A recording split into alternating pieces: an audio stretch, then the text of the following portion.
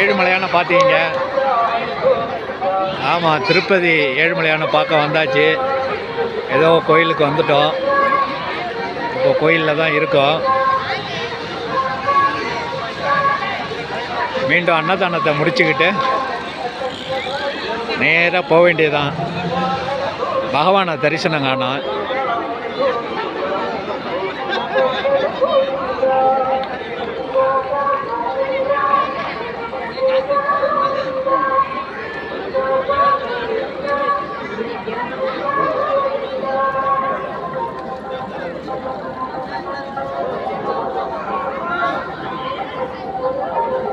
மேலே தூண்டின மாதிரி படி நான் தெரியுறேண்ணா. இப்போ தான் தெரியுது.